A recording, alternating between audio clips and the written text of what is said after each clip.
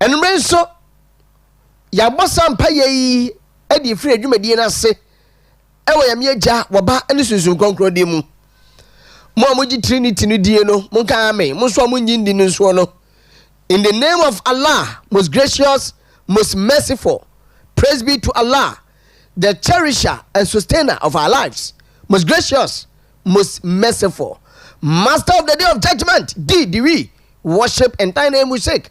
Show us the straight way, the way of those on whom thou hast been bestowed thy grace, those who are not wrath and those who go not astray. And to me, I'm going to and right, me joke when you're so now so.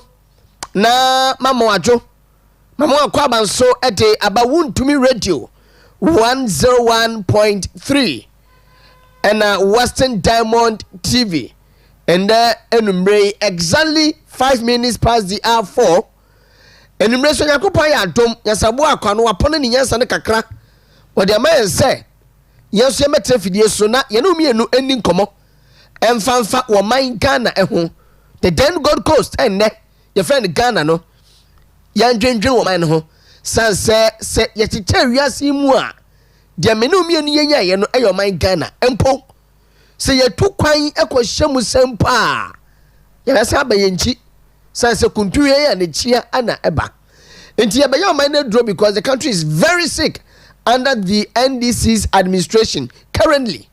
The country is very sick. Our nation, our dear nation Ghana is very, very sick. What the ICU, intensive care unit, I was saying to me on my Ghana, draw manenum. Enti come home na yefasa draw no efama on my Ghana 0248 071174 0248 071174. And your text line is also your WhatsApp line. Your social media handles need also you're active. So on your screen, Mom share Western Diamond TV Swano, X Western Diamond TV, YouTube, Facebook, Instagram, baby, TikTok, Western Diamond TV. Me that's within your Okyeremaba AS Enchill, the radio PRO. Matinamwa na osikeni frimpon manso ena matinemu ede amano. Yaya na kakra kopem so no nsia bebo. Wa utumu say yes. Things are not the same anymore. And for but Yakopo kan ho with God on our side. Na ho ade no kakra no apone de amayen. Ye be adwuma. Na enumra mi ni Ghana ni bedi ko bisa ne se o kan ya na tesan. Ghana ni awutie me o kan ni asam atesan. O kan ni electricity sam no atesan. After yatumu 14.75%. Anya grupo ya aduma 3rd May. Efra say adwuma no ensuo po de ayen kan ho because ensuo no yantumo Ghana Water Company Limited farm yati ase say abai NDC abai ba ye galamse no so ntumi invite you ana Minister for Lands and Natural Resources what TV so no osuo enti ama galamse yes no enya tumi say na chese ya kire minister na de kakra ba minister no krampo no want to invite galamse nti osu say wo pay chese yenya galamse yesu galamse yes ya ri say bejai and is a minister atumi allow one who to that standard so a live camera then it means galamse yes na nya ho ni bi say we would continue to do the galamse it Ghana Water Company Limited for insurance na emba no enya mo fom soa it is your 4.02% mpa yenim say nsuo no emba because galamse yes no asensuo enti me no di komo fa ne kania asamo kania o kania etisan ene enumrei eno na etisan eno echi na etisan in fact eno echi say you do be around 2 thereof and your son be 5:30 enumre yakoda musu no nkuru brem ne yedum no about 12:33 and your so ye eno aso yakoduru fia no nsia pepepe wonu madum no about 11:47 as almost so kania no me pacho dum so no asaba bia mu ana question ye bisa na me no be kwa bakwasem wo hunu na yakwakwahwe se ka dum so a ehu abakwasem no etesan e wo man Ghana mu ha na de ami ya no se enkrofo bi no mu a 7 preduasa na wono mu ye civil servants a wono mu ye omadwuma ne etuom ka bosome no womo tumi elowo womo to the standard say womo do mo kotale anase ko for amayofo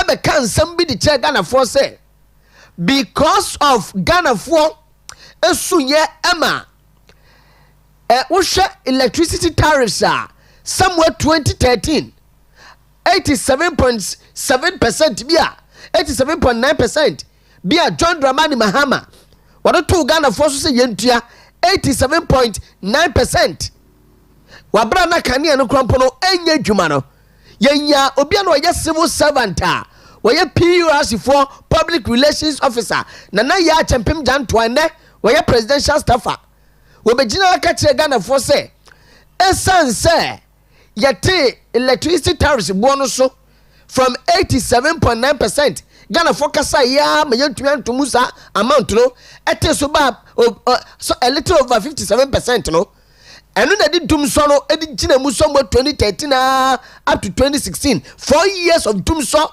under the Serwaa John Dramani Mahama's administration and there was a babiem. And when it comes to dum so and who abakwa sem no se wo tresia ebushaba kubimu and the kokopemo NDC the National Destroyers Congress amanyo kono madam bi na fra omo sa the National Destroyers Congress womo de senkrofo ye nneoma yi wono mo ba no ma be destroy ni na to say NDC no the National Destroyers Congress utresia ekokopem NDC fo dum so asamba biem agisa Ghana ni asebe we be fo me ka dia on public TV and radio agisa Ghana ni asebe we be fo ana Ghana ni was sebe one day de ekoso no emfa ne ho se emfa ho so a ye bebo ye ntie obia de amam wetie na wo de asa because in a country of a blind only one-eyed person is the king.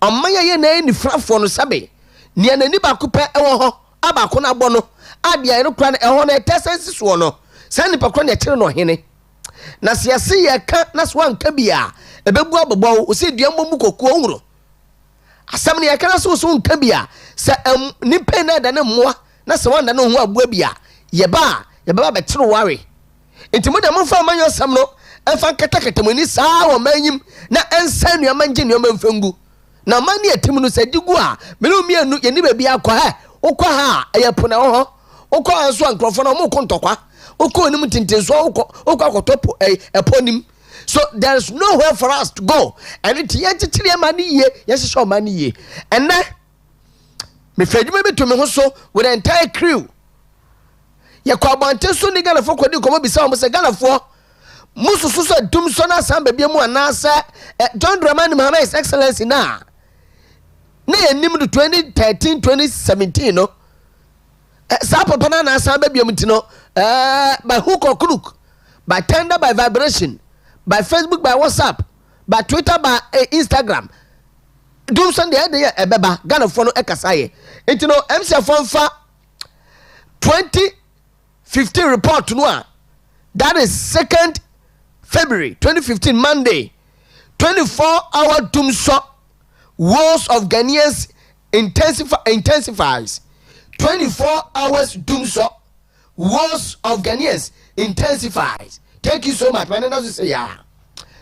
Now member audio na tie bi Ghana for adwen interest na Ghana for ehunu doom so ni sifa currently doom so no sane esi kro no Ghana for no atro ma adwen but I mean tibiri bi kito bi fefro nchel say that's 24 hours no NDC for ensemi o maka to dada and you share report way 2nd February 2015 source in a daily guide near headline when we use the chest on say 24-hour doom so which means NDC for quite almost yep and so 2012-2016 no ye the doom so by 24 hours unya na I saw china no be so ye be chino be so ye be enti ya ba biom de ye fa 24 hours no emfa nya biribi se ye be create nyuma 24 hours sha san crofo any si we no ho no se ba nka sa hwe so ahwe fom we de tie Ghana fo bi mbra na wo mo adwena mo kire elfa dum so ye ba ende e komo fie pa ye nti o mo mbra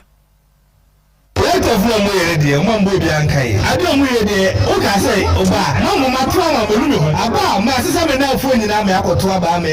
Say, Cababa solve a problem. I tell for a year for what I do from and run before I say, Magoto phone for flow. Menuka say, Suka, Miss Boss, Rada, Messusa, I don't know before we say, I'm a quite Mr. Film Kodimisica. Maybe first one and second one. No, we are hiding part you. I'm from when you're tomato, generate this is you. Let's do me a raba. Let's do me a open any city. I'm in fear. Let's do me and run in fear. I made me phone Kurokosis. Now, you come with your Mayanka. Be politics. You like to saw any problem. Who saw be able to carry them 8 years? How did 3 months? 3 months, you knew baby, yes, and Trenibi, who couldn't pa. Yeah, come with Sibu, Yedina, oh, yes, and Treni. Metsi, I was say, what if Petro be Bugalo, I said, the Eguso, say, Fina, Abana, how the best of it. Petro now, Amba, lights now, Mudu. We say, quite a moment in my plans in a moment in a Mablemo. And done a fan, wait, Shubazo, my man answered the Madame, me was way not a day. A show to Canadian, maybe answer, maybe answer, Sakra. And Canadian would man check Canadian so Suda. No, being on outside in Pomo Day, maybe we inside. Maybe I'll be a bit of a carry. That's a Canadian Suda. Outside in Zaman's Achashi, but inside in Zaman different from outside. And to say, oh, bits of carry, not say, oh, Richard man. That's a Canadian Suda. Honestly, a Canadian Suda. Nah, this is a word man. How you know, because you're outside, yes, Canadian. So mushy. So you have, I mean, to be honest, no, Yaza, my last day, for the time and Maham would do. We are called to see most of you not or you don't so ya. Because a Juma, Eba Soa, Eba Ban, on day, Eba Ban, a Hanu, we do not a Pawasa the 6. Eba Coffee and Suno is so block, I wouldn't know time and say, Eba, aha, if you were Juma, we do. Eba would feel snow, we do. Instead, or your how almost come pansy now, or you know, I mean, the Biama Kande, and people would do. What bear no light to be general, light to be general. In see, may I win the Mahama, also artificial. I mean, from so Ben, so artificial, so light local way, so light local time, so the light. Or from what's the number command you or you on me? Inti Mahama Wadono. No lights in Sanka for 4 good years in the stream. Now, within your lights. May every hanging, also artificial. May every the lights to Jado, so free, so Korea, so Kayadan. When you put on your mind the light or Inti, Yena, Samawabi, chat or Yamawai, Bafandamara. Because I say, what's okay, and when I walk into okay, no waka, Inti, on yet back of no experience or Yena. But I'm more annoying me on your day. Politicians, when we are not so. I'm sure no a problem. My light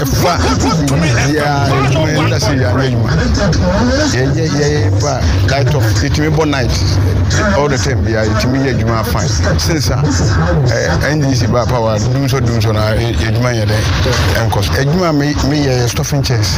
I design the brain near the light without light. Ejuma on cost. You might see you let Yajuma. I thought that you are between lighting. So, the attorney said, I was a Jumayan, Kai Pequana, I bet you are 20 at the issue machine, and so intimate and ye. But meet me for the 2 days, say, even say, that's also on my day, say, what's no Babaji, into Ochina bar, near June lighting. I did an Panaba say, oh, are there 1 year, I mean, nice one. It's no Ghana for my dream. In fact, voice no wa na moving forward, no. Has a sign at the video Gumudiamamo. So 24-hour doomso wars of Ghanaians intensifies. Now wait a 2015 report. But doomso the enemy said from 2013.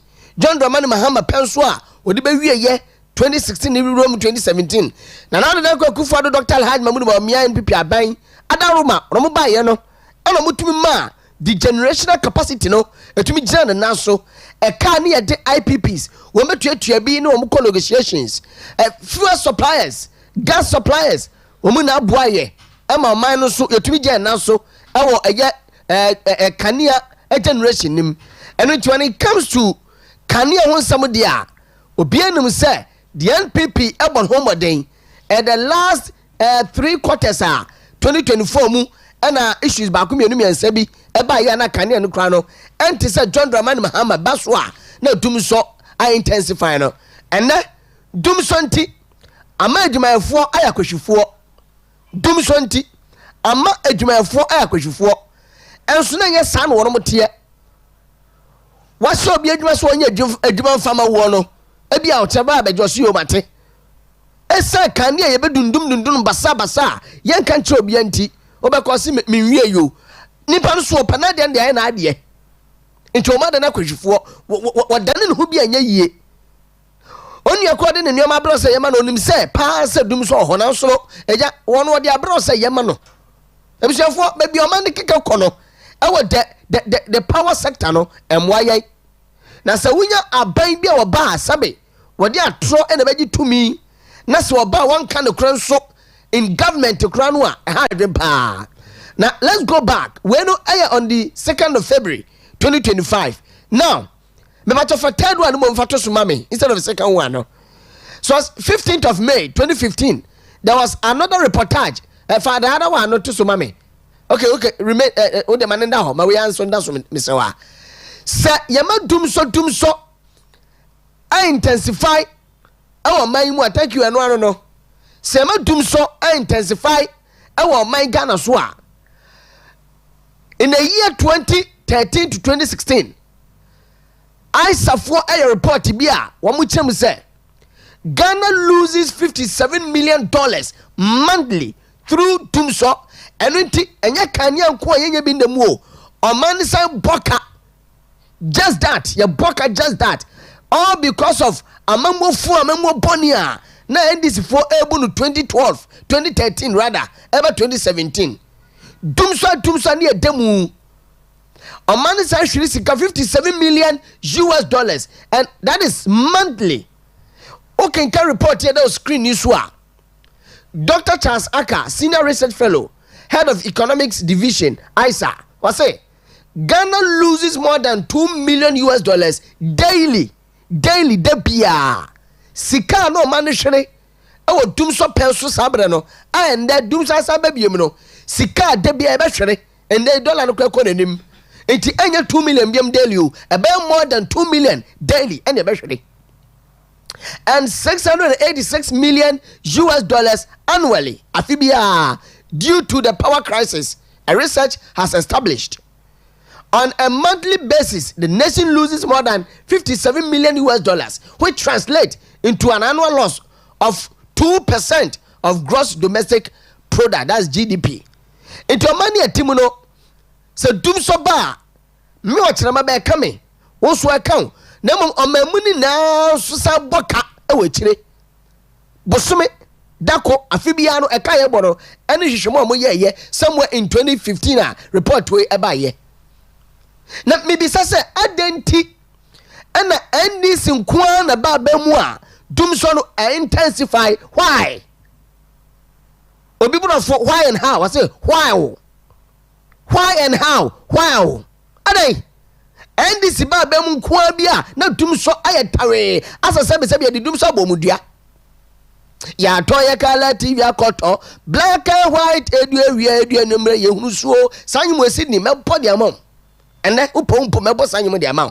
Ya to ye kala TV papa bi frascreen boyi se ne ebo eye Wontumi radio hai kakraka pa nipa ni hyemu ase no ogya wona ho no ya ton sakala TV we papa bi se akwa koto sebe koto be kumu ma mamuo NDC mamuo black and white an sebe nipa ni se green kro hunu se black an ya akwa koto be se dem ne yehwe Ghana fuo ase yewra afayo marking ato Ghana fuo se ne pe hu an yenye ehu yi o enya to nye wo firi nye wo tua ka ni wranso enya nton biem se ne pe hu ani ne yenye ehu Ghana na sabe impreneurs impense atia na so emu ye sembe bude abebu enan mu de atia emu ye ebe ye 2028 enwa because na ado da kwakufu ado etwa 8 years ante bia no etwa ni 8 years ye wie yi efi bre ka se Wontumi ndi o mampenida Wontumi ndi o mampenida yi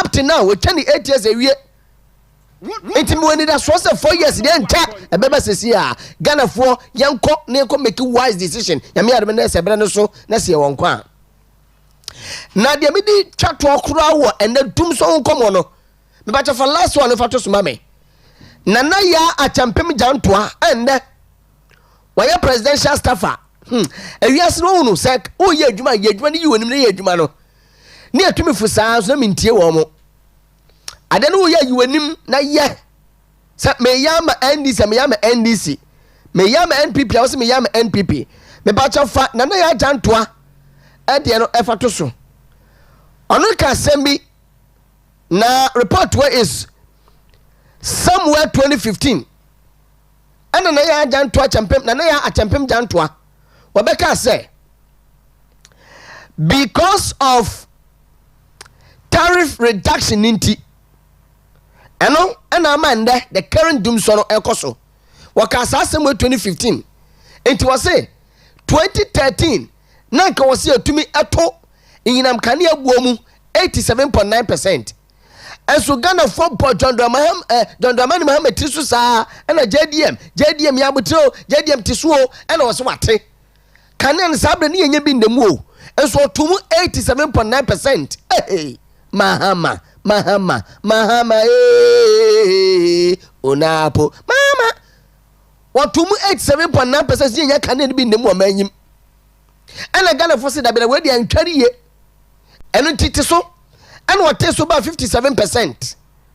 Nana ya champem jantoa kache sabra no na eye public relations and external affairs director Emma Public Utilities Regulatory Commission PURC kache Ghana for hwe nim han say tariff reduction na ye Ghana for ama John Dramani ma teso sabra no eno na ma tum so no e ba ye me pa cho bisa wo say and last 2 weeks ya omo announce say tariffs review no me pacho bisa wo say what so anasa otumu so otumi 14.75% na identity tum so understand that so ho because 2015 o ka chese 2013 e bani na no the entire madu so dey intensified emu ye tempa no ene ne say Ghana for she John Dramani Mohammed excellency say masa we general council te so and what so from 87.9% to over a little over 57%.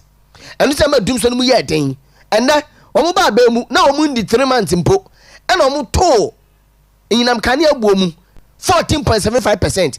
And be to doom so no ye to mu no etai anasa da so ho mo manim mami me kai say ebre bi won ba Takoradi ya and this for be program war Shippers Council inside I was there ye wie na me interview on my former station me say mami mo am candidate support kuma CPP flag bearer adenta wo support wo say masa me support obi obetuma ye adwuma no na me say sentiment fra NDC ni na say masa emfra me NDC ni because me CPP ni me papa no mo na teach CPP nti sia wo ye die no say me ye adwuma ma oman enne adwuma ye ma oman no NDC ba mu no ene ye presidential staffer wa presidential staffer na ya achampem jantoa presidential staffer sabra no wo ye adwuma na adwuma na no wo ye adwuma said that bi NDC baba abemu nyama ni dibremu odie ene wo presidential staffer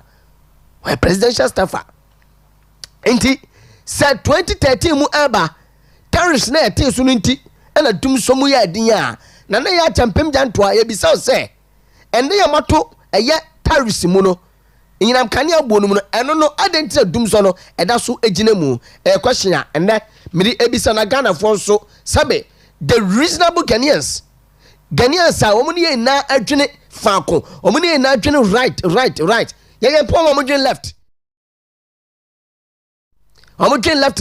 for womu be di atem but womu dwen right womu ya rational human beings womu ya sabe nimpa ya kasa womu tie no mu nim de akoso man mu womu na ne womu kasa yi womu ne ne womu kasa yi ma me fa dum so nsam ni fenso na Ghana ni bi watie mi bia no asema me kai we living testimony won wi wate ase wo bi sa no so Okyeremaba be ka asem mi na mu me fa nkwa adwenwi mu adentira John Dramani Mohammed excellence nko a oba abamu a na dum so mu ayede ade de abo mu dua na NDC question is obi bi sa no because upon nyamede ma wo TV so inai ene ne mabubu mo radio so ma watie bie ka bibia so nkyere se ka so dum so ba be fa cha ye generational issue ana ebi capacity no form ana because mo ka kire say during the transition no mu say aka 4 hours per fuel e de ma mo na 4 hours 4 hours ni twem ebedum amanyesem is a politicians come mo Ghana for ndimu ndi bi mo politicians because mo gina ne mo kanko mo ba de mo kanko atrosa but de be me ka say wom ne wom oh yes wom ne wom say was study Dr. Alhaj Mahmoud Barumia the conversation so what should study NPP penfo bi mu a wonnim wo clearly a wo kasa wo public ni mu a so what study wo kasa hu ne say kasa wo ka no wo nka ne yeso sin wo Wama kan yo matumi aye ho adwuma. Wama kan yo matumi aye ho adwuma. Ba wenu mu de omo ba atrosa no makeka nsam e de brigana fani so na Ghana fo so akokoto aba de omo ba na afei adane bu achi bedin. And na go say di Tamale Teaching Hospital no so ko kakra. But e be a discussion mu ntino ma mfa konko ha na ye ne ntie se health minister yera community kando. Dwabosum ra she bedwamni akwa donation bi. Na ne wode koye EEG machine fetal heart detector me ba just mambo ni ya fache manager that's not my field na nebulizer set asemo nebulizer set ECG machine ICU ventilator drugger ICU cardiac monitors what anesthesia machines and infant incubators with akwakomo omo na sebi to memu na sa adwene ye adwumu a sa adwene no eye adwumu a kasa ne mu ese nka kwanza o mo manager na no yesaken no Atiku Adam sa adwene ye adwuma as oman mba asabe yedidi no mo nkwan ye no mo nsuo yedidi asabe ye de nsani fa na twafuo e de asanka ne tua so oman no ya adwene ye adwuma asabe na kasa ne mo wei ka se ekro ansa ne eno mo ye no just 24 hours ne yi na friwo ade obi fufuro ye wa bawa Abdullahi me kasa won fata eno mo amunim no na akwahye ho but you see send ya de kokoye no akwai say something that has been orchestrated wa mo ahye na to da se nyoma we wo ho ebetumi da koma omo a ada na minister ko keka nsem bia ade abufo ba ya ama obi su gina mu keka bi kira na minister say ni bu afuno mu ade na se ono ye minister mpo ne ade ne say ya na wo a wo ye sebe patient me ba for just 2 minutes fa we no tutu suma me the genesis of the whole case, you know, send assembly phrase here, Aboba, and Mimbi and Nikakra, na Dr. Frederick Boy in Wahe. You be dear no so come kakra. So yeah, let's start from the genesis of the whole thing. Send I then start here, na Mifa Umfemu Kakra. Me the last video be enda, or donation the video no, Yababa Mount. And Professor is stranded. Our Tamale Teaching Hospital, or more chance to me, Asha. Now, the identity starting now the screen is no, a patient who, according to TTH, that's Tamale Teaching Hospital, had been transferred to the facility for a specialized procedure, passed away, with some individuals attributing the death to alleged medical negligence on the part of the hospital. However, the hospital refuted the allegations, stating that they were inaccurate accounts of what exactly happened. In a statement, the hospital said the management of Tamale Teaching Hospital has taken note of the report circulating on social media concerning the unfortunate death of a patient at our accident and emergency ward. These reports include allegations of negligence on blah blah blah blah blah blah. The next one. Minta Kando koho because of what taste asemino. So the Minta Kando's visit, my any na come on. Following the patient's death, the Minister for Health, Minta Kando, made what has been reported widely as unannounced visit to the facility to investigate the circumstances surrounding the incident. While seeking answers, the minister was captured on video in a heated exchange with Dr. Valentine Akulupa, head of emergency and accident ward, expressing dissatisfaction with the officials' manner of communication. Later in their interaction, Minta Kando expressing his displeasure could be heard saying, "Even me, a minister, who are you? Look at the way you are behaving in front of me. So you can imagine how you treat others." Masa, who a minister? Said you man wakwa and then kosa we ye. And so when sebe, one more we ye do was say aqua say, mu yin someone. If it's a minister position, no, that ministerial position, no, if you think say you cherish it, of course we respect your office. But sabe say any dinner open no, na ka say we just side way, na ka we crampo no enyamba. Ma me sure say bakubo a me fa ntwa to na ja ye fancy na. Yes, where the other one said to us minister there now statement yeah, Ayasabiano statement on ministers confrontation. One so ediba ye no mebo ni now so na media ma the next slide no. Now suspension of services and that pay be na ne tie say Tamale Teaching Hospital omo nya djuma video no ho entiam ya fa video na onkofo tete wa omo twanse be bie OPD no any emergency and accident then no you be dem wo mo no matumi akomu a all because of minister nyoma bia wanye ne yie nti na wa suspend na wa sack wo pani a odi omanim no wo so de omo ye ne se o matetua omo ko strike and you can't do them focal utumi omo focal after the minister call pacho so or apologize muntwa we no sina ye na ye ntunye adwuma mbom minister unim de se na de ye de se na fata na janiema wo ye no. So join news, credit to join news for this video amu shoot ya yensa kebe. So Tamale Teaching Hospital and akrofate to asebe o ma jobidi sebe adwen dan kwemu no eyom no medi o ma atem but action no and America me but yan court minister no ni video no so na afei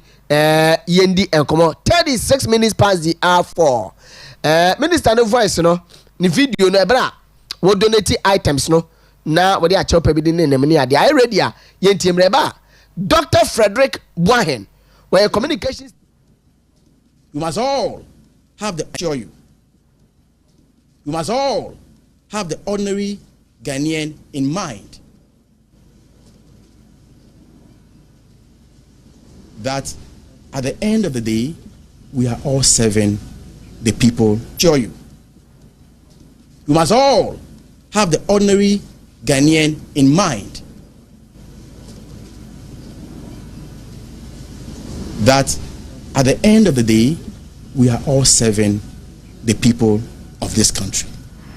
Let it not be said that due to the scarce resources we have at our various health facilities, the poor man, the helpless Ghanaian's life has been sacrificed.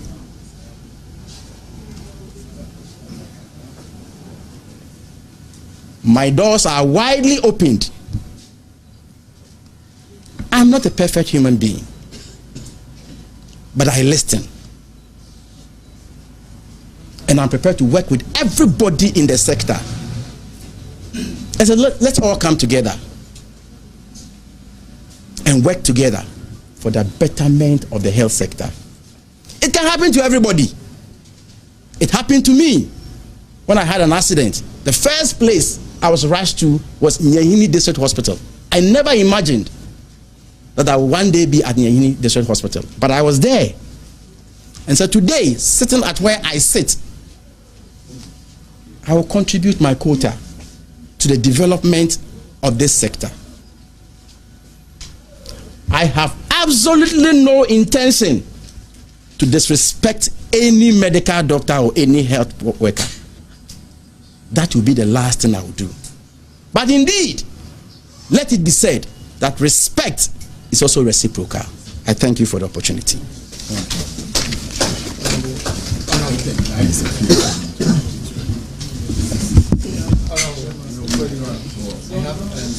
I know that for the past 2-3 days. And you know, respect the saying okay reciprocal. And you know, okoye no mengi ndi say okoye na sebe. Ye France say ye 20 years also. You did something because when we come fie sebe me tie me more than na wo ba ya na ma start me no ham. Baby, uno baby bi dia akire me and I'm so retaliate and my revenge. So now, I say I am sorry. Let's end the strike. Health Minister to TTH doctors. In terms of photos na mema doc akwaba. The last picture na me dem wono. I say I am sorry. Let's end the strike. Health Minister to TTH doctors. Obi adwuma ehia. The true COVID-19 bremu na watchman. Ni hu ehia pa because watchman what ticket na no COVID-19 bremu no the infrared thermometer no afan tra so a wo mo kwan ama wura mu to obi adwuma ehia no good evening no achamba boko de nyame adom na aho so e o obo ade adom ye pa na constituency boko nyame adom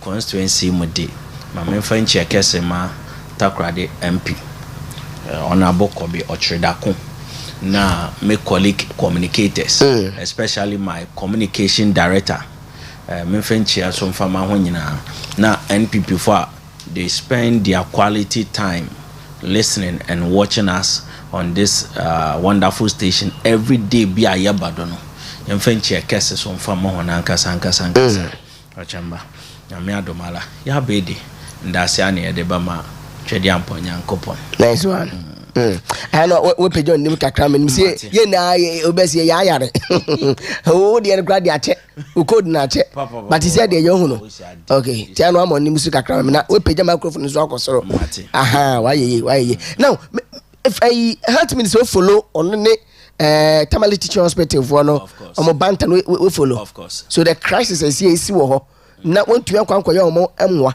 akodi sa seven nsem we echi amade nneoma we so de aba and then you say donation bi akoso a da come mamintie on that. See, what has happened with respect to Yane health minister no sankasa.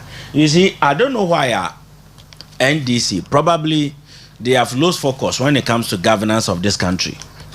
And the agenda of Adia Wake or hospital when you know, not even the case na we base no. Another they use that issue no as an excuse to execute the agenda.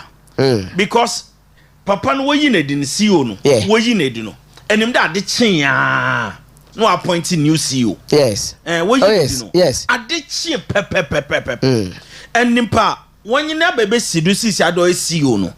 Or your NDC 2024 parliamentary candidate ewo Karanga constituency ono na wanyini sisi an wa appointing as CEO. He has been now he's the appointed CEO right now. Yes. So be someone there.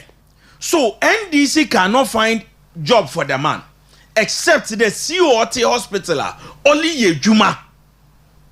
Ono na sisi we the way you need in order to create employment or vacancy. For NDC for what is this country turning into right now? It's a yenye dem bio Morgana. Since you're chede, say ye Juma, your work is not savable. Because NDC now they are looking for excuses. Wobe MPP ni ana Ghana nyimbi or no what the NDC ni abecho. Because actually Asimosi Tamale Teaching Hospital ended up me take Ghana Medical Association, I'm the one president in an interview. No say there. Machines no sisi won. Ibu awade ba contract the do. Enti no some machine no say ya. Contract no da do no nye de. E wade the specific people be na wade obabo repair. Okay. Ibu abebia wato machine no. Enti abotu the machine is wa. Na so nye dwuma bioma. The hospital cannot repair. Unless so some of these things na akwakoto e wo hospital wono. As a health minister, the only thing you can do is call the hospital, the home members, the doctors, administrators, inquire from them why the machines no so are idle on Yejuma. So a more favorable answer, then you take further steps. But look what you come raise when you do as a TikTok minister. Just to create scene, only for you to dismiss the man. Less than 24 hours. Appoint NDC. Don't remember a CEO. What is this Ghana now turning into? August 2024. Yeah. Tama Andam Mohammed. Yani finance minister. Adam Mohammed. Yes. Antal. Oko Tamale Hospital. Okay. No wonder what they call 30 million Ghana cedis. Only pay immediately. No credit to one account 10 million. Less than a month, no, the 8 million account. So that they can pay their debtors. No waiting when you new medical supplies. Okay. So under NPP government, when the finance minister Kowino, he took positive action. It's not about dismissal. It's about intervention. Today, all the medical equipment or the queen. This is what you do as health minister. After all, none of these things that happen or you see you on a fault. Yeah. So in a fault, Ampala, why are you now apologizing? Why are you now apologizing? So as a health minister, you have been appointed by the president to serve. So what to be the man? Is that what you do? And this is about Takoradi hospital. No, but to the machine BCO and an incident, then you sack the CEO. Every friend Quanta, you sack the CEO. Then you have to sack yourself as a health minister. Because coming back to apologize, they're a human being. So we should forgive you. It means that you have admitted in the first place that you are wrong. So also, if you have admitted that you are wrong, then you have to dismiss yourself. Because you are dismissing a CEO because or you're wrong. Yeah. Also now you are wrong. So you're apologizing. The one friend child, a human being. So some of these things, if you're an administrative issue, the government has to come on board to help our doctors, to help our medical service. And in the NPP time, now do Dankwa Akufo-Addo in conjunction with the Ghana Health Service, the Ministry of Health, they signed a memorandum. A doctor Nelly Krakala Bagana ha duty free. You don't pay any duty. So from 2024, doctors started the work Krakal da Bagana. Now work reports are way in free. Sure. Why?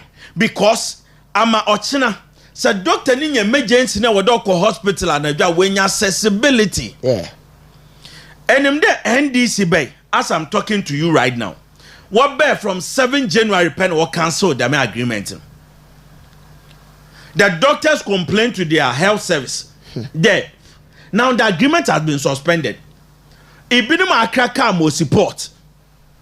It's in 1 year then when him paying for the went to the government, he assured them that one trend.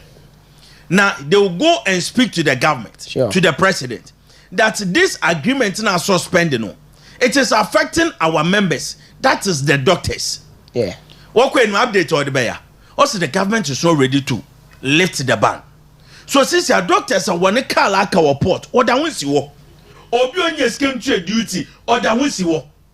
So you say young there. Okay. NDC government, does it have a good conscience when it comes to our health service? Okay, so let me prompt MC and say, Asma Oboswe, Ghana Medical Association for Kraton on the 2nd of April. Our say update to members on challenges with implementation of the vehicle importation duty waves waiver. It's me MC have met to Mr. Yakasiamu Atosin Ghana for NDC for the buy just yeah. So our viewers can see that update or the beno. The government is so ready to lift the ban again.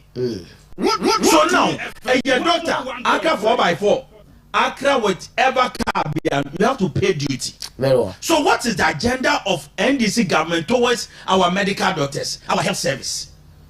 And look at what the health minister is doing. And this man is in office, health minister. He is still in office. He has not resigned.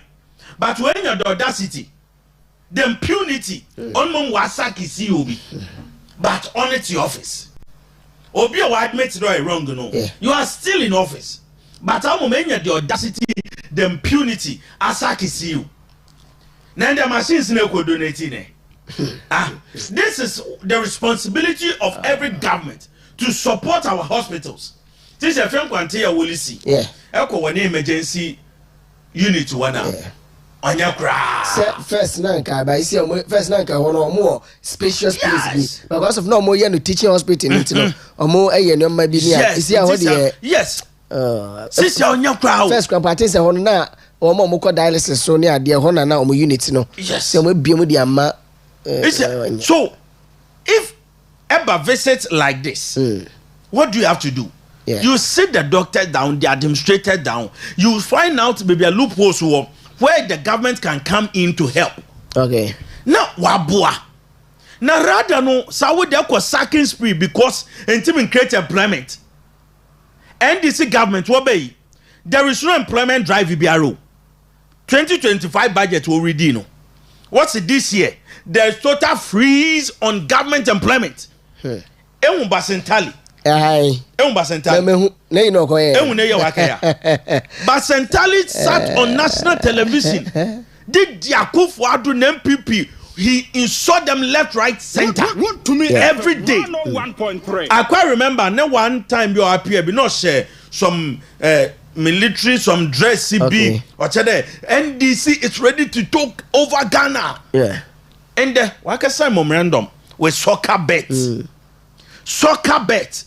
The Ghana for 500 and okay more soccer bet. My imagine what tonight Friday me be no eduma na free or they akojuma. It's Basentali. Are you for real? 500 youth. Yeah. You can't employ them why year. But one call soccer bet. 1 year memorandum of understanding. Yes. Oma sign it. Yes, Mungo stressing the trabet. Yes. Yes, soccer bet. The first one or yeah, J for S security. Yes. 400 cities 400 cities. No, so also Ghanaian youth should go into security. Hey, now NDC government, you see, last year, Ghana Educational Watch, CVB. Okay. What's this? Ghana for Wofi SS, what tertiary? Where 23% pay. Okay. Into a Ghana for 100, we SSR. 23 pay. No, Timko University. The rest in Wontumi. It's an Jama the NDC with the Madino. So now they are like flourishing on the ignorance of Ghanaians. Okay. NDC is flourishing on the ignorance of Ghanaians. There, what Timothy no one wa conjure assembia. Na Ghana for JD no wa to Abamo. And there shall join news. MFAPO. Maybe Wakasha. Share all the national television channels from an upper 6:30 was solid in MPP abanitido every day. And then this Iba power or be a position. Very well. It means it was an agenda just to paint MPP black to Ghanaians. And there were Ben or be a general reward. And the Waka Takoradi NDC communicators. I want to okay, Mahama is the whole what if you. What if you now matter there? What's what they want CV allegedly that I'm a cake mensa. Since there was one co radio biomo, one co radio and will lose because what one CV I'm a cake mensa Ghana gas. The watching one appointment letters. Look at the people they work with. Baby, what the position na koto? MFAPO. Okay, yeah. Okwa rally. So NDC has really deceived Ghanaians like never before. Yeah. And since you're on the platform, you're there. Look at the ignorance, the incompetence. Very well. Elliot. So we are here waiting for them. Question back when Miss say, and you know, Doki, as Ghanaians, baby Edruni, a question who jari assume na it should be Edruno, a bunumu. Untumi sumba baby wa kan o mem enti yen wo dey aso man dey na betu me for now. You see picture bi wo yeah sanka me yam anka bi ade ma wa MC afono to do. Okay. Ehwe President John Dramani Mahama na Idi Amin. Okay. Sisi wa se papa so wa se Idi Amin pa. So in fact Ghanaians will go through some 4 years regime bia I won't who be that. President John Dramani Mahama, the hell he will take Ghanaians through no. Idi Amin mpo oye. We are now having the replicate of Idi Amin Dada. John Dramani Mahama. Ne replicate ni enya ni sisi ano. So there is nothing we can all do except that we will rise up in demonstration. We will rise up with strike in Ghana like never before. Because the president has lost focus. He is now doing things to satisfy NDC for Kakana, not the majority NDC for Numpo. So, made the minimum there by this year, look out to next year. Okay. The strikes, the demonstrations that will come in Ghana. it will be honest, unprecedented. Oka say na mesresre ma no de ntini se obo Idi Amin ma kwahwe ne phone me donya me ha so Nakasero Kampala Uganda Uganda kasa kakra na Idi Amin yakana so no ye military president of Uganda in the year 1971 up to 79 o di free money ade na wo hwe ne phone sesi a pe mahama me every pay mama oh ampo what say Idi Amin yeah what's pa dog Martin to the na phone na yes. So what we are going to see over 4 years, it is very serious. So the Ghana for there. Since I know your boy say na boso sabe that nyamenya na domine 2028 Umbra. Okay. Now the 2028 whether they like it or yes, we are marching to Jubilee House. Very well. But I say 101.3 Wontumi Radio Western Diamond TV. And Oman Mpuntuo dwumadie and we shall utie na yedi nkomonti mwadwe nchane mra 0248 0711 74 MC from permit me just 1 minute na member sanyu I don't know how you do it but yanyu bi adama koma so pa Sydney na boy just ebi na nduru 1 minute kra ni say kwa na mu a me bo ha me ba chomo ntie nyimo yo wase ma to megala TV akoto black and white yenti we numra sinabaso yewura Dr. Mahmoud Bawomi abaso ohene Canada Japan abaso aye National Party Justin Kodu abaso anu obi na po miankasa minua na po abaso Patrick Wama abaso nu obi bia waba ha bia no yabo abaso na bossa de mamu no sai yenya habada jese dwano yesi asan ya haba yenya habada akaya sibi ba kokra ya de bebramo na media de sradia stronko adi ama o mampanyini John Dramani Mahama sai na danroma dia wayama ketafo no dia wayama katamantofo no adura sentiment so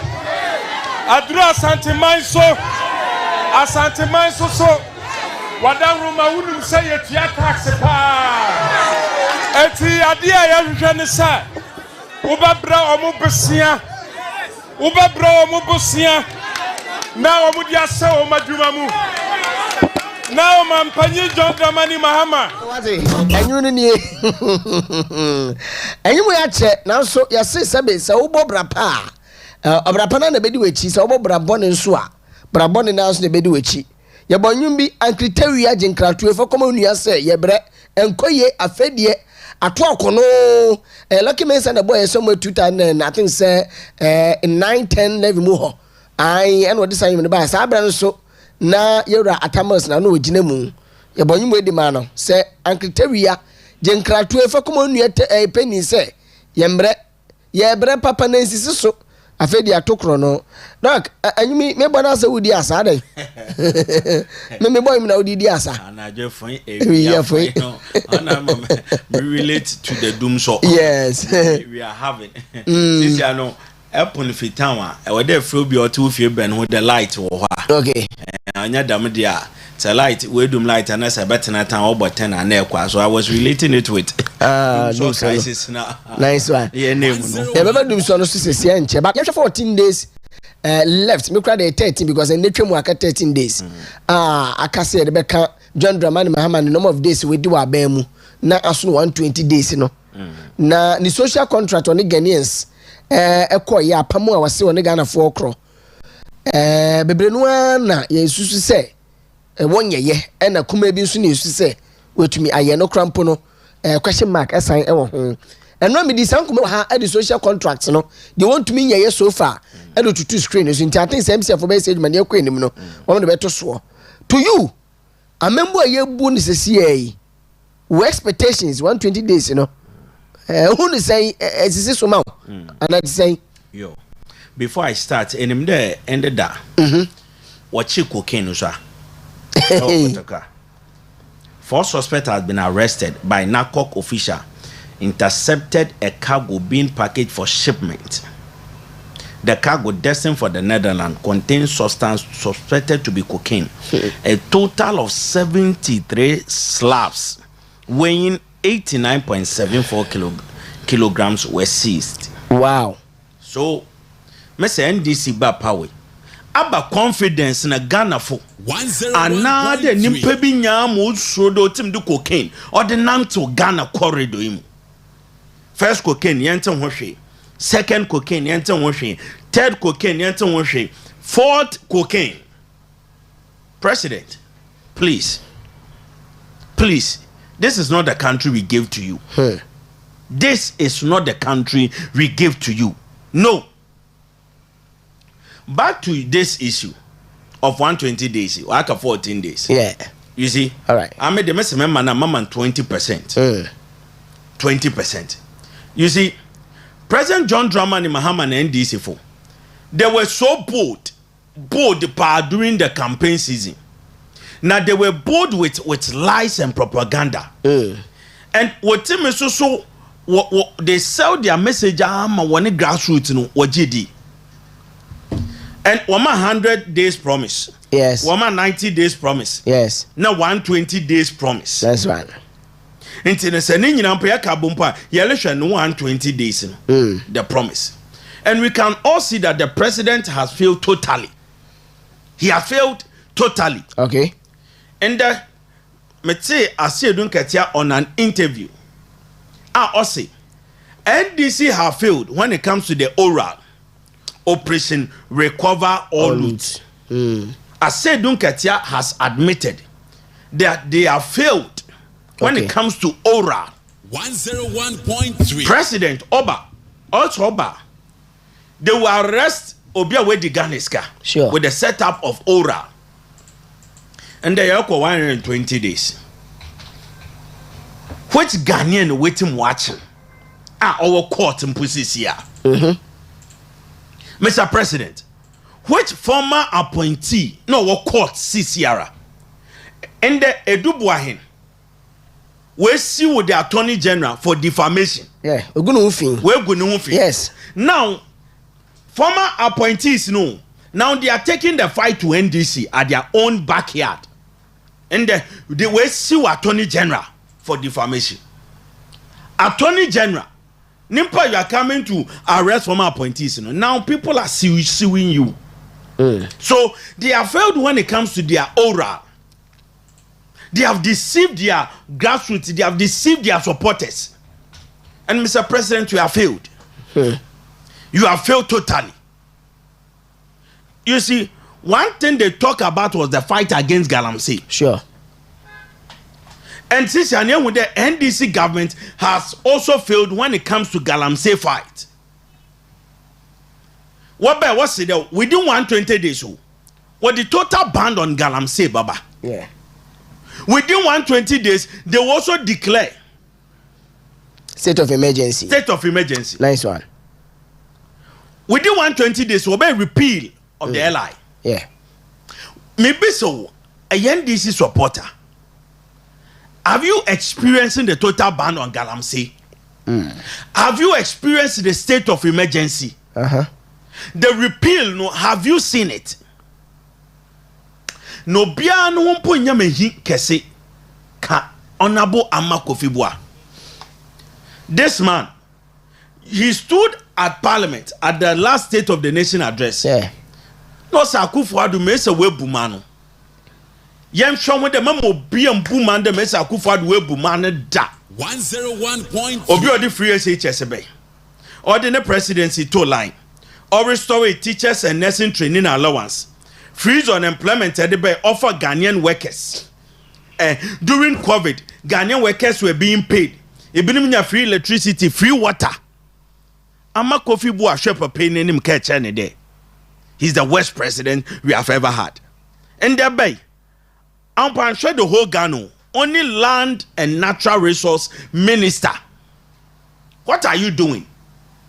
Only to sit on national television and cry as a baby. Ama Kofi Boy, you are a very shameless minister. Very shameless. Now me dem rob on there, mama. Our president, mama on sister da. Omundi minister now for the straight 4 years. Wow. Now after 4 years, you know, you had the never verdict bottom no. Now you are crying. The Ghanaian forests are being destroyed. Now time when MPP was fighting Galamsey, you were there. You were there. You advised the president, that is the Nadu Danko Akufo-Addo there, he should declare state of emergency. So now, you go back to the screen now, Yenshad I say, the 71 commence drafting needed legal amendments and prepare for implementing the 24-hour economy policy under the office of the president. Now, the entire man, and only hear me say, 24-hour economy, budget ready, yeah. That is 11th March, you know. You allocate any funding for that. The minister and say, Omasamba Parliament, or maybe the whole and come on. But video be a share ye baby. And ye a fellow scratch for Sukase. Yenya Reshimu, Ewo Oman Penny John Dramani Mahama Muse. Se minister ever ready first budget. Now there will be an allocation for a name be a 24-hour economy no so eka minim the entire up to now and no muntu nya ho hwe and a COVID living so number 5 and so mo there are other maybe a boss yes one can ho hwe I mean now was raising pillars be okay to that Galamsey pillar I was raising now we are about 24 hours economy nice one now removal of taxes in America okay 101.3 some the Galamsey no police wa me say Ama Kofi Boy and NDC government has failed when it comes to Galamsey fight. Okay. And the president should apologize to Ghanaians for chastising and criticizing Nadu Danko Akufo-Addo. Abdia NDC liyano chama NPP yanyi. What NDC? The steps are Sisia Walefa. There, what they fight Galamsey no mo hindi na Nadu Danko Akufo-Addo wanye. Season of excavators. Transferring of a year. A4 no commanders no more Galamsey prone areas say they wait for air transfer yes say no man yet no yembi said there is the problem the commanders problem why commanders that be on the why then yenya NDC MP wa winner or ya Galamsey IGP can't you order BNI can't you order for the man to be arrested he's there so changing the police commander over there no what effect will it have? Wasadunko. NDC constituency chairman now ultimately stopping Galamsey task force. No? He was able to stop the military and the police. One man. What will be the changing of commanders to do? So, yes, sir, Mr. President, NDC government, you have failed when it comes to Galamsey fight. With the 24 hours economy, and you can continually. President Mahama during campaign time, Otsina some platforms be doing an interview, and he couldn't even explain the 24 hours economy. Okay. But yet, also there, NDC does not have any framework for the 24 hours economy. Sure. But they thought that we were lying. And in that time, when we need Abano, yeah. The president set 19-member committee and 120-day social promise no obebim. No we also set a committee for the 24 hours economy. And up to now, they can't do it. Other parliament also there African work policy framework. But I'm asking NDC there. So when they were doing the campaign, no one need any document to grow the policy. No. It is after what the government, they are now going to formulate policy to grow the programmer. Okay. Sure. The president has really scammed Ghanaians on a level we have not seen before. He has scammed Ghanaians on a level we have not seen before. And it is very worrying. So if president will major or your flagship policy, 24 hours economy, in Tanko Yadibia by now, we should see its implementation. But your major flagship program should be say on now. Yeah. One bobo didn't point ye. Now look at COVID-19 levy. Yeah. Na e-levy. Obe also be draconian taxes. Draconian. Where ye e-levy if you. Yeah. E-levy no if you want. Where you betting tax if you. COVID levy no. Onoma Ghana ban 3.2 billion Ghana cedis every year. Okay. So Mahama can't take it. On team. But I don't know who say Shalima It's a Muslim. Shamima. Shamima Muslim. What's there? Mahama where you COVID-19 levy pay for. And then that somebody was schooling her on the fact that COVID-19 levy is still in effect. Until COVID-19 doing in few growth and sustainability levy were increasing. Yeah. Until this and poor duties under Mahama, it is more expensive than an Akufo-Addo. A special import levy. Yeah. Or increasing. Growth and sustainability levy were increasing. It is an eco porter under an Addo Akufo-Addo. Na Mahama no port duties here high. Actually, no 120 day social contract na. Port duties you croquet or better to do.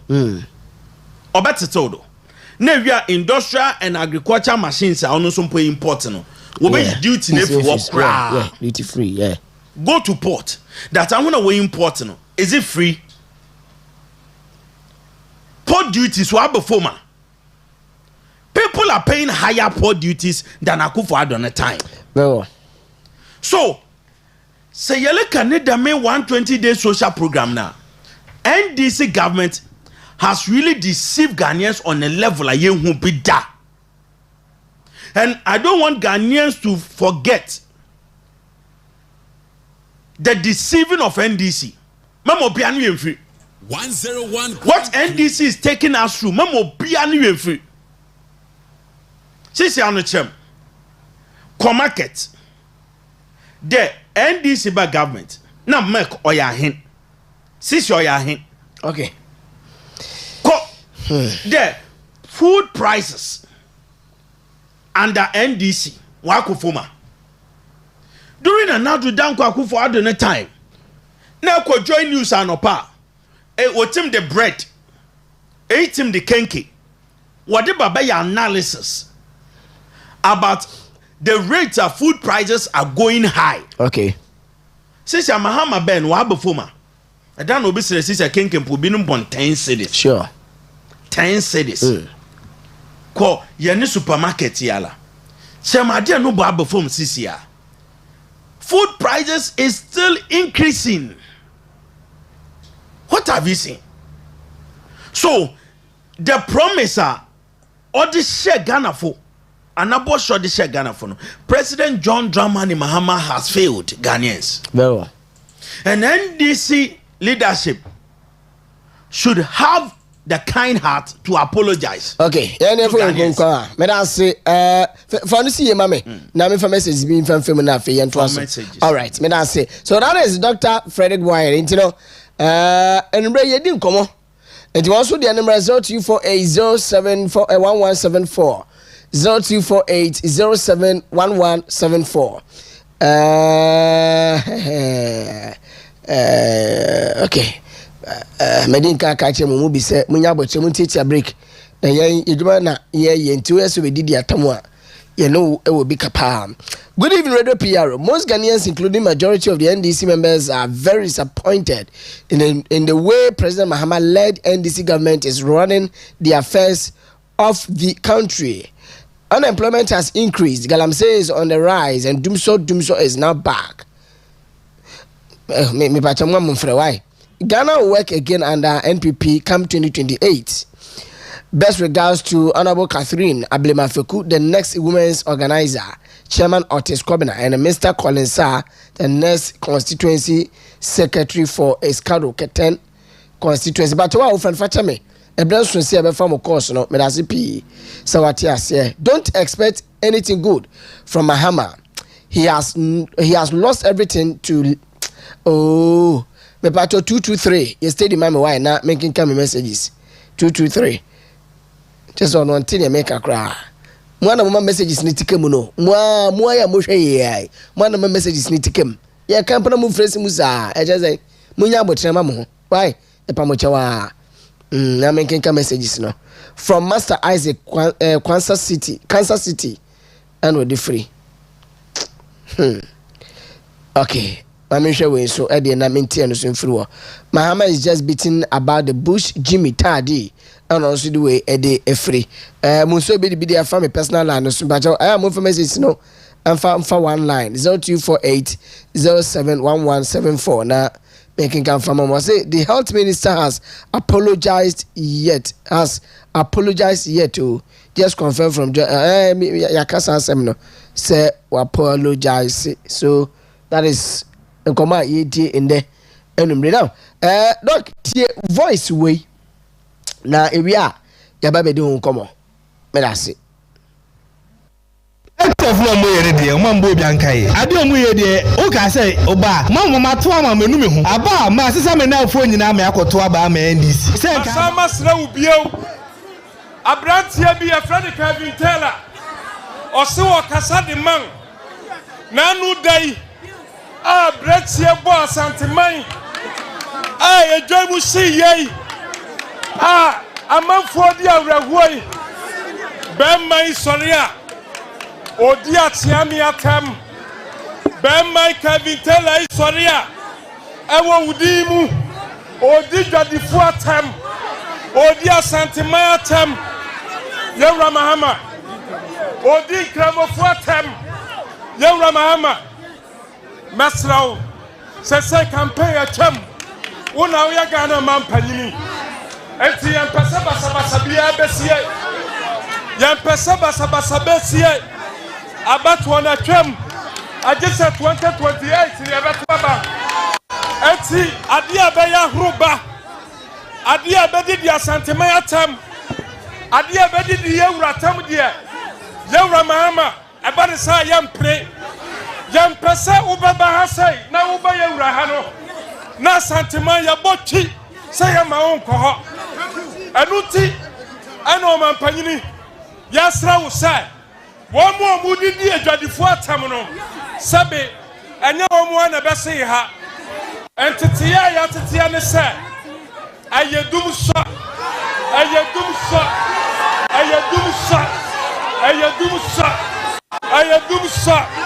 eti free one more eti Kevin Taylor so when you were brought to na wo ho na se atua wo ka tina ho na sa wo ma me free ha sei na sa wo papa free ha na sa wo ya brantia wo ton niam wa ha na sa wo fana wa ha ka be hunu wo mo bo onyankopon ka mo ho onyankopon tina ni mu kira mo onyankopon ma mu didi akwaso onyankopon ma wo be ya patu pranen kan wi biara no onyankopon ma ho afama mu nyina onyankopon sra mu nyina yadamase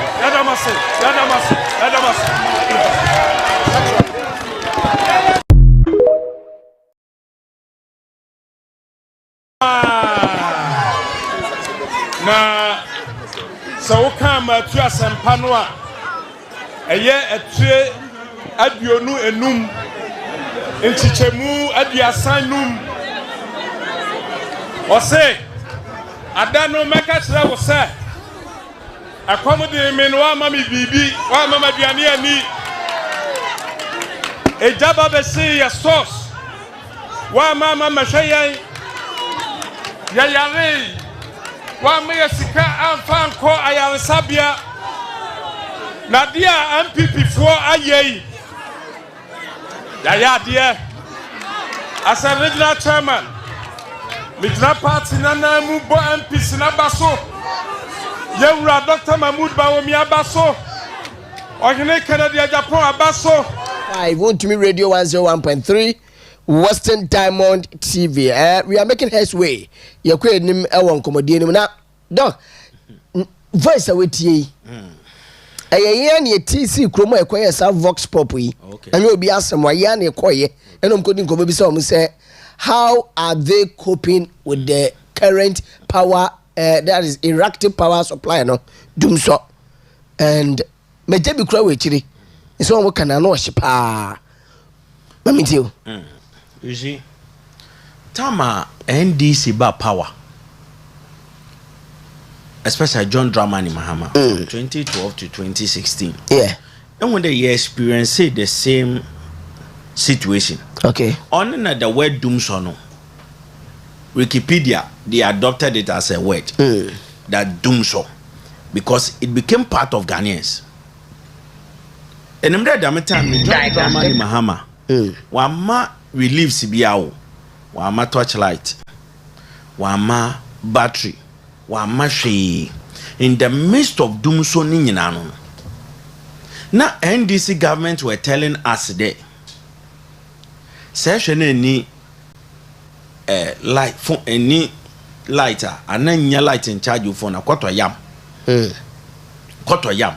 What catching this option as a light no how to torch light. Ne do fear diade. Then him there the time no doomso no by a national security threat. Okay. Because it was affecting businesses. Businesses are OFOD up our Ghana. It been see that. Because national radio station as that time remember, let us remind Ghanaians. Yeah. Now radio stations weapon 10. Adom FM. UTV no now weapon 10 o'clock. Instead of what you Juma 24 hours no weapon 10. Most TV stations and radio stations 10 o'clock now happen. Because Nesika wanted to fuel no or sure. It was killing their business. 101. At the Mpuntuo there, or my companies now within Jumaguino, they laid off their workers. It be so one workforce and what sold. Yeah. So unemployment became so high in Ghana. The time Nenya unemployment graduates association in Ghana. What so association our Ghana. Them time na Rashid Pepo, Minister of Labor at that time. Yes. Okay, check and there.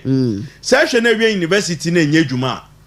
Say when the bush bi wo ha rem for second. Kwana kwatwetwamfu no. Na bebenya farmer bi a open food ama ne mponche oboto. That was the option Rashid Pepo or the mehen.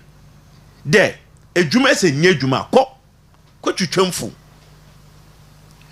So, yefi season yaba. Tama NDC only fi power. Yeah. Na Ghana yene installed energy capacity. Only fi Ghana. Na yene installed energy capacity. No ye 3,795 megawatts. Okay. So what do you want, mama? Now, I'm be to screen so. I say doomso. Definition of doomso. I say from Wikipedia, the free that okay. So in Ghana, doomso, that is I can't pronunciation. That is doom and so, off and on, is a persistent, irregular, and unpredicted electric power outage. It is usually caused by a power supply shortage. In the terminology, it was adopted. Yes. Mahama na time, no doomso was adopted. Now, what if you power no? Now you need stock capacity. Missing no ye 3,795 megawatts. Come NDC if you do. As a 2023 report in Punamu. Now NPP had 5,134 megawatts. Because as a 2023, never were doubling installed capacity at Yabatri. Well, and what the Dr. Alhaji Mahmoud Bawumia, okay, there, relying on Tema or a very costly. Yeah. Until either they about gas and solar. Until or started there, only a solar farm. Until Buidam, they had the largest solar farm. So that you do this season here, we can rely on solar. 101. And this is hey, won't be that. They are the better managers of the economy. Na Ghana fuente no akoto abama. Sisi ane Idi Amin Dada John Dramani Mahama obey. Be sounded from the time obey tunde. Shemesa doom so the rate are local. Now it is increasing every day. Firstness would them 1 or 2 a week. A care the time obey ampono. Takoradi ha enclave. You experience doom son or catch and there. Wale ye maintenance. Now to danko akufuado. Netam na wode way maintenance na wanye na waje to ho. Inti no worry about maintenance. Inti no time Takoradi enclave no starting no. Na NDC was for your maintenance inti enye din. That is Wapku for a pagan now. All right. Now we pagan. No, we know somewhere 4th of I think it's March or so. 4th March. Sister, we. Yeah. What are we experiencing in this metro? What are we experiencing in this metro? And sister, no, and I do 10 o'clock and put him doom light. 10 o'clock and I do him doom light. No, be can ask him there. You cannot love John Dramani Mahama and hate Doomso. Says today, if you love him, you have to love Doomso. If you want John Dramani Mahama, you have to also like Doomso. Because on the Doomso, no, they are embedded. So what we are seeing in Ghana, are we right to say or predict today, Mahama pedogu in Juma Bioma, or pede companies will lay off workers Bioma?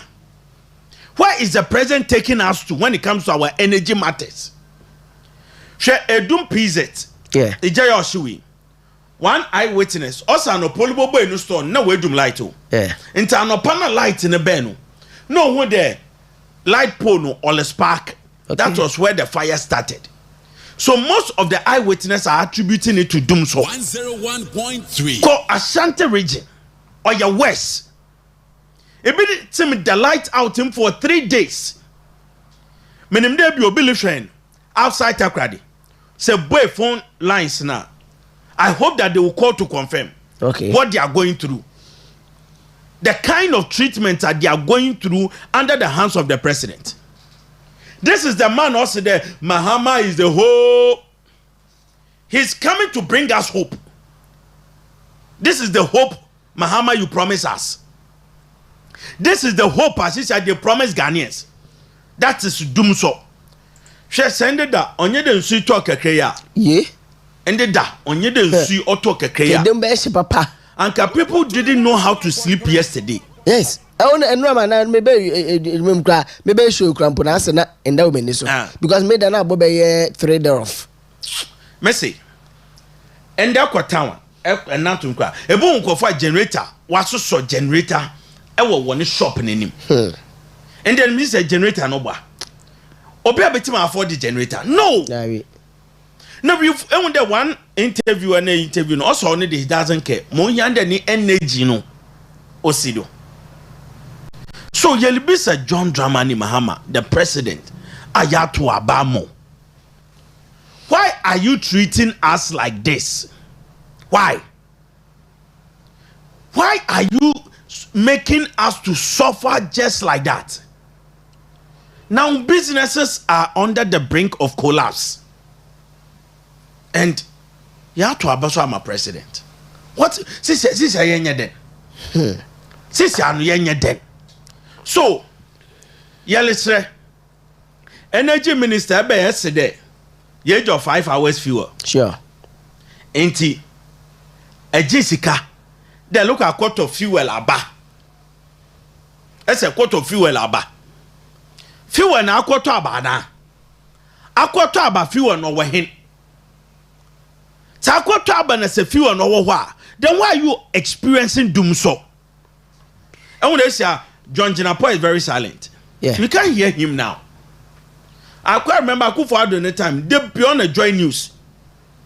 They make Jandam media no. Yeah. They be not John Jinapo every day, tarnishing the image of Nana Danko Akufo-Addo. And the Joy News, you know, we are calling on them that the same reportage in Nana Wajano, they should continue.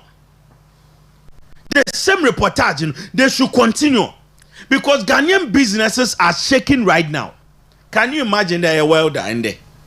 No way doom light. Can you imagine? A welder no way doom light. A baba.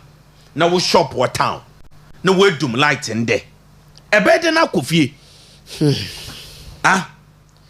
ebede na akofie na tama NDC be ya was started dum so I was why maintenance yeah mese menyanko tell any bi wo friend Louis owo town aponchen kakra won okay mese oja no shop ono no nam no hwe scraps cause e wodo diskadu kofie ntinu ye bisewo aba bonana yaye na elbisa eleka bi elbisa question be there is it about money or your money ana or your scar another is it is about incompetency. What is the reason why? Onye dem so we are calling on the president, the government there. One for timetable umbra. They should bring low shedding timetable so that at least we know how we will plan our lives. Nesisi ano sola no pa. Ebi efi aguna kwanta. Eye baba. Na efi aguna kwanta na de eye hairdresser. Ewo hair salon. Na efi aguna kwanta ba. Na be de dum som ni nyina. Na nyumbre asansa for car back. Then why? Mr. President, this year so Ghanaian worker 10% pay. Ghanaian worker. Yeah. But auto energy close to 15%. Sure. So I didn't idea about Kawachidi. Don't say a president today no. From 3rd May or from the month of May. A quarter electricity Mahamas what to move 15%. Yeah. What to 15%. It's a question me Bibisa in my earlier submission they say on the 10th of March 2015 Nana ya Champem down to Abeka say say Ghana for 2013 tariffs no Yama John Dramani Mahama reducing it from 87.9% to 57% in Inti and a doomson ne temu pa no it's in there ya tumu no I didn't tell doomson no still now no and that's temu. You see Nana ya Jan to Ade I know that posterity will judge her. Oh no. Posterity no be judge. 101.3 Because minimda nko ebesi ya batan. Na nka ondi ahwechechi ndan ondan kohwini. Ehwe no sort na ona se ehwe n'anima. Emfo nsusu nde a woman of such a caliber. Obetimu we dia kohwi sam keke because of a presidential staffer. Wa abandon the party and we the party be boy get. So me party mpufi wa yenim there our mothers like this no. Like they speak truth. Na minim then the presidential staff appointment. Obetu ama na naja ajanto ano we lose focus. Abansani no any now no so towards that direction because on the CPP ni. Why CPP? So CPP ni. Oh yes, na ajanto CPP. Minim no CPP. Yes. Na me chere. Oh yes, CPP ni no. Yeah. At least you are also a mother. Okay. So at that time they say if na realistic. Okay. Now continue to be realistic. But when presidential staff are now you keep quiet. And in that time I know what to betting tax him now. Also the bet. And now to Danko Akufo also ye Timodini. Okay. Ghanaian youth what to bet. And they say NDC Ben also the bet or bring relief to the youth. Look at this woman. The same woman. The same woman. Atasia. Okay. Into no say yellow President John Dramani Mahama on energy. Yeah. I want to be on this energy. President John Dramani Mahama and NDC, you are very wicked. You are very wicked. This is you'll be on the shop what Takoradi. From next month, I don't know which check or the graph in the bay. This is an set to energy 500 cedis. 14% they are a day by 75 or 78 to 70 to 70 70 to 80 cedis. Now the back count 500 cedis. Now that to prepaid every month. Na more diagram no. Okay. Sika edible to do. Okay. So sesi no. Next month whether you like it or yes or you applicable universal application. No. Ekwoto ebotua. Okay. But the president is still mismanaging our energy sector. The sisi no. At wiska ekwoto prepaid egu meter do. Na meter na another energy ne say onye dwuma. Omba na da ye dwuma. Na President John Dramani Mahama ajiske na egu kotokum. What can you overcare the hotel? Yeah, Dr. Mahmoud Baum. Dr. Alaji Mahmoud Baum. Yes. Not the easy scano or Jegunu Kotoku. Yes. Since NDC Abano. One or Giscano. Nice one. Ah, okay. Who is collecting that money? Okay. Next is your president. Allegiant 14 or 15% increment. Well, energy tax. And yes, still no soon. A little to me and light. What up, Yaba Bonnie? Matemasa Bahobi CP. Dr. Frederick Boyen is a communications team member for the NPP Western Region. I'm David from Tepa. NDC has failed. On the way by any. When you say good evening, signal in Kumasi Wontumi TV has been tampered with, but Western Diamond TV, I am enjoying the truth. Greetings to Doctor. Into a Wontumi TV signal. No, I don't know. Say, me update biya, and you know, me DDS na ye juma wo multimedia ni mo no, Wontumi multimedia and biya no say no cra. Omo the update bebre yen. Boleman boy mafia is a liar. Where is the cancellation of the double track system? And also Obidia Ode Abani Mamiti Waving Freewa. Or say no aim for NDC party. This is by day from Adalso Tinkong. On the message of the baby near the say, please, my name is Prince from Shinyai. Will you talk about CPA in NDC time? 4 months no payment. So that is going on. Okay, send out trends. Hana Miss Mekandema war. Medase. MC Amumi enfa number we fan to na we de hana ekutayana agency mu. Intino doc member obi bam peke course kakra. Me bam chow yemfa 0243 97 17 14. Enye dwuma sesi a eno ne ye nepe 0243 ntimo amuhwe TV no. Ene mo amutie radio no so usual number no a mo fresi so no. Ya pese di nkomo no ko echire pa nti mo fa number we so 0243 97 17 14 0243 97 17 14 0243 97 17 14. Hello, good evening. The Radio PRO. Saint Okusamo. Radio PRO. Edinu wabo no benya nkwada wate. Saturday yakwe yo. Eyi Kabiesi. Ampa. Wa woni pa kabiesi. Ani. Emi na wona doctor na nkafu na yeko. Doctor Michana bona bado. Emi chia onimiafo as a papa wo fi oye. Ya ma me Catherine afeku Abena. Oye NPP National Women Organizer. More blind children are crime. West region, so you go out with no fata. It's a very concern. Near secretary, not chairman of the Scobin, Yame, Uncle Winner Wong. Share, Sister, Obenaba may go on your entry to Funkatin. God now free now, Benaba may bra, and this for Sukarubi, Benaba may go to What are they? Need them, mono, and can write and continue don't pay. And that what that the food there. 24 hours economy, 1 million to Fejuma, on a Yejuma, Women Development Bank, women Mr. Fuska with the Duga, and Yejuma, them homosexuality, and Yejuma, and Pono, it can light in China in there. But Shamoya Yavo, Echo Go, Echo Compe, and Nkuma, Aya, Sesame Yavo, Opia, the last Yobia, Oganesa.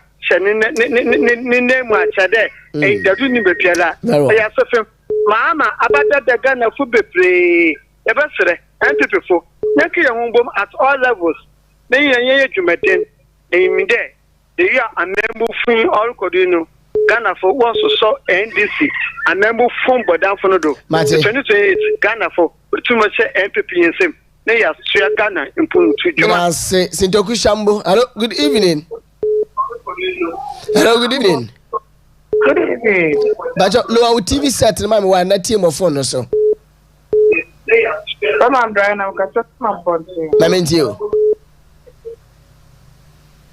And I meet you. Very well. I'm for waiting. Hello, good evening. Hello, good evening. Bodini baby, Casa free. If you're sick, Kumasi, your family, another bra. Another bra, meet you. Mezamupa Muhammad you were here you Ghana Nada bra meet you pa Okay, Mama Femi, hello, good evening. Hello. Hello, good evening. Hey. All right, so a new number in Timaminya Botens and Boma Mubi, more Musha TV Nidia, it was screen so but for the radio, no 0243 97 17 14 0243 97 1714. Hello, good evening. Hello, good evening. Hello. Good evening, Mikasa Free. Mikasa Free today. From Midday. Sami Janjo. And travel to try in. Oh, if you ask the over the Oya, on the Zulkasa. On the Zulkasa. On the Zulkasana. If you ask the American say, Omran was that's why I know Dimpan in Quatam. They say, what's in another where we and then I want to cry. And Fidia, what's the day with the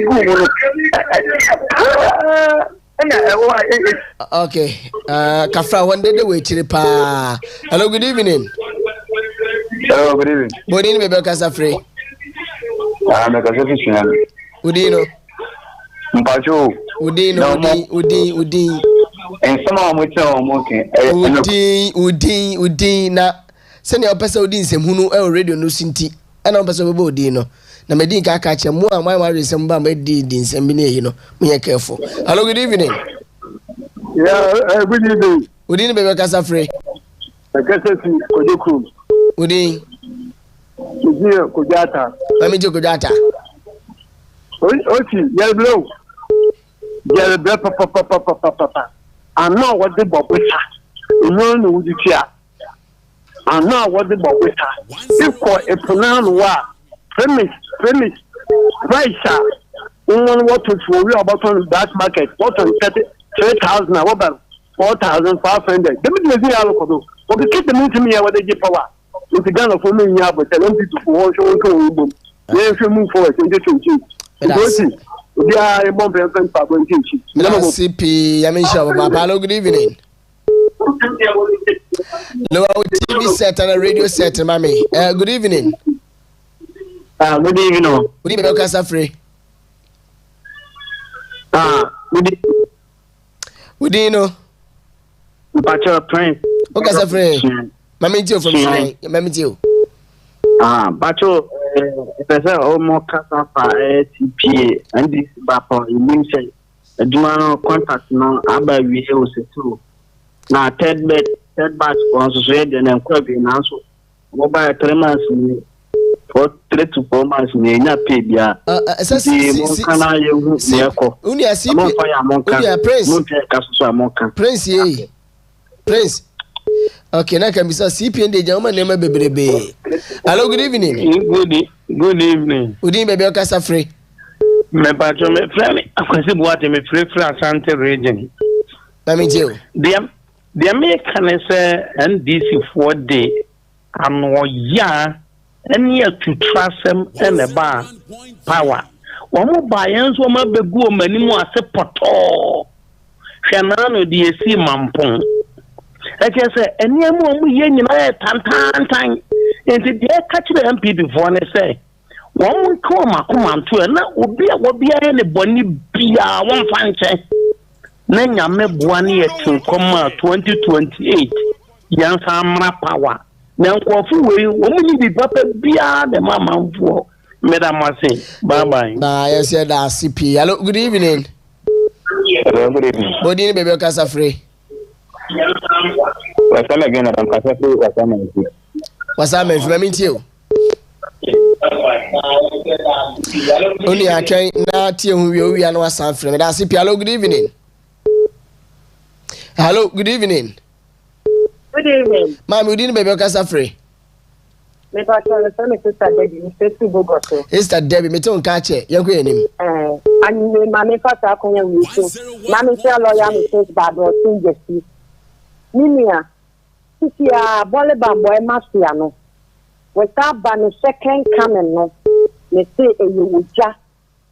Because papa we e hwe yen kwa labo say omo coding so e friend say double track into oba wo best channel yen mister 120 days in a year then na o ye dia fa yan kwala ni school no ho so papa no on kan okro me say papa we mahama on sister ni subanga enya me no ka say dokuno mo di year campaign no ni bisamo sanko no ministers ano bukura dokuno any journalists ano bukura dokuno year campaign bebrebe no omo wa hen eno omo wa hen sanko no mo wa hen na woni say before eba oman before we onyame before eba Ghana because NDC for e dey tro any nyama poni abeji to me na me be dey make can say NPP for ni aboton tem na unity na apart BNP and Kenya 2020 is our time. Inshallah, this is possible. It is possible. Hello, good evening.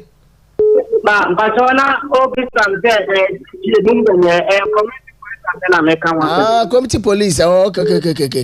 Matthias. Yati, medasi pi. Enko de me de man na eka. SCMA committee police ni boy. Okay, ono me no time. Hello, good evening. Hello, good evening. Udini baby oka safari. I'm going to Takoradi. Udino. Bema bodi o metie. Very quickly. Kwese say ni nkomo. Kwese mete on kan ni nkomo. Obocho. Sisi a be to maro kon. Maybe kwese ese. That's Mr. Ya twegu TV no so mo amohwe no yese mo nlo am TV set in volume no radio so lower no na yini komama ni nyefe. Hello, good evening. Good evening. But your family na womi make us friend name. Dum so ni de nye easy o. Na we enko to aso. Dum so na nyina mu ni 24 hour light o. We nye di prada. Dum so de bia anti dum so ndo mu hwe no mu nye ni na o. Martin say 24 hour economy near say e be maka na ejina so ye de aye. Enti de aye de na say. Good evening. Good evening. We didn't be kasa free. Mpacho Moses in wa west upper west. Nice one. Mama nti mo. Yo, bra nyame nka ho wa. Ogbo aduma nkata ka. Che brother na o ka ho no won so papa mo kama ho. Me dia ya papa mama. Ni dem ni me say wo ba be bai ne mpre no su ana se ne mpre so enya ade a obeti ma be bo o man Ghana for ya tumofo mantie. Ya tumofo mantie. Tese omo a mo akoto abatia MPP nyina no. Tese obia nya ne so akatua kakran. Ye be hu no enya ni da so wa nimba MPP for yesuso nkasa. Ya mimi wo hono me communication.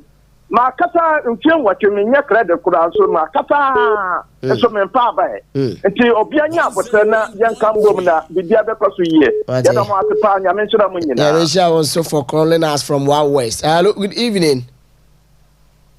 Hello, good evening. Okay. Hello, good evening. Hello, good evening. Good evening, Bemaba. Odi bebe kasa free. But your friend Unmoyan for Bobo because if you get a jala joyship, Bema. Yeni nkomo. You now the Ghana for the I said, Yaya was Abuja baby, I'll grow in as ye. And some men and people for one country. And then I'm moving down the do so near the Mahama, I'm moving in one going to do so. Mahama.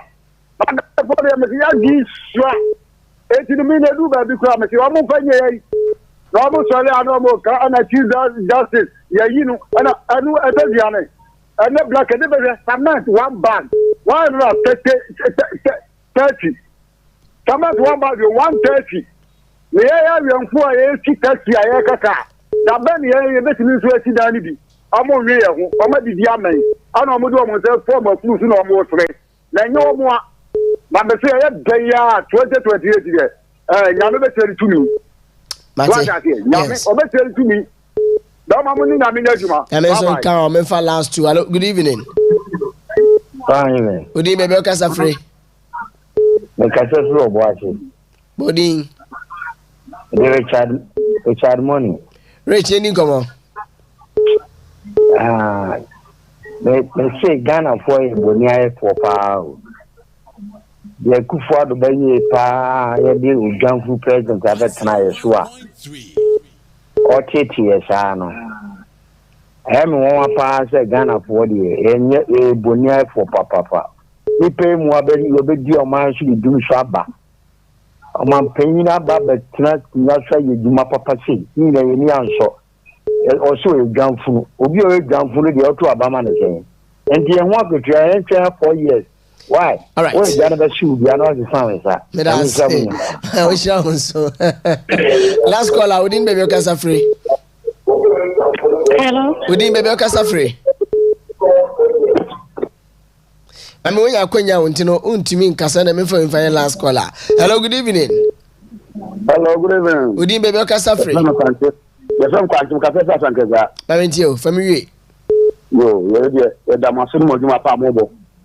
Na President Muhammad Nyadia ono obetuma bibia o go nipa ni enim dada nipa wunim no dada no eno no nsan so kan ya zeme empere fo se obi a wunim na wi a no so kan ya zeme no manajo ebia na agaram se o maka ho aso ba agaram se o na bra so para agaram se yenso nyina so du ba na pipi fa koma no atu no mu ze mu go so sa se wunim nyawa de ke ba break kese ne da no o ma bra so na so nyina ka bo mu ni asase nyina ayefe. As we don't people for now, comment is working well. As in doing that, and that your man, yeah, the fires. Oh, we have to be communications, communicators, on between a casa, Yamaya. Let me know this way, no one day. All right. I make our so you're far from infancy. Na Yemfa or so, and for the I can find trust name. Dog, Mammy, last comment, and infancy. My last comment in there. You see, it is only under the government of John Dramani Mahama Idi Amin. Next time I'm quoting na. Ultimate to electricity 90%. Ultimate to electricity 58%. Ultimate to electricity 28%. Now do Danko Akufo-Addo net time. For 5 years there was no increment. On Nanado Danko Akufo-Addo time. Otim put to electricity do. Last year, Nanado Danko Akufo-Addo urban domestic users. I hear na you use electricity with you now. Nanado Danko Akufo-Addo till do. Now commercial users into the factories in Adeno on more to 6.47%. NDC Bay less than 3 months. Waiting out to move 15%. Yes, the Dumso is on the increase. President John Dramani Mahama and now Obi Bialo Olusegun 2028, NDC has to go back to opposition. Okay. Because they cannot manage this country. Every sector, PRS, as you always say, co-education, co-galamsey, energy, employment, every place is being destroyed by NDC government. So 2028, the voices will rise, and no jandam of NDC can stop the victory of NPP come 2028. All right, may I say Dr. Frederick Boahen and Enumbrei Meneno Esinkunja. He is a communications team member for the Western Region NPP. May I say Enumbrei na yefos mini fancy yabla na yanso akasmano ensia na nunsia abo Abena Serwaa many ampound no nsia bere kasia no beto aso na wadi amamamenda the entire production team na say our executive producer Beremaba na kunedu abupra amena se na menda oskeni from pon manso so aso na matremu ede ma no Abena Serwaa many ampon oka production team no eho MCR Same na camera no hwe situation nyoma Yaro also na piempien ba TV no so screen no so a hu yen na Kenneth on social media no wo handle the camera se wo tin ye ho abakwasem ye ho nsem bia social media no so a na ya brante no a ebusuafo no donso na wo MC ade bebrebe mobro dontwo meso enumre metrase na eja me Christian na Dr. Alhad Mahmoud ba me Christian na wo twi ka no a me din do Okyeremaba AS Enchill the radio PRO ja Itabi Ajagura Rabasaka Abinzi Abaziaba Ruku amado via yami aduma wachina Friday na Saturday way the NPP the New Patriotic Party ɛwɔ western region wɔnom ɛwɔ western region nti wɔkyerɛ sɛ tenase a yɛbɛsa so asi subiem ɛde ama mo na yɛbɔ mpaeɛ sɛ mpanimfoɔ no bi kura mpo no sɛ bɛtumi nya wɔn afidie so nti wodeɛ stay tuned stay glued na nkɔmɔ ahodoɔ bi wɔ hɔ so ɛsɛ ne npp executive ne so di a menim ebia ɔka biribi ɔho okay nti yɛmfa nsi ɛme adom a mehyɛ sɛ akɔdeɛ sɛ inflation dumsɔ ɛne nneɛma ahodoɔ bi atwa Ghana mene ɛnnɛ yi wɔde abɔ nnwom mpatwɛ ɛnnɛ yɛde sɔre soɔ good evening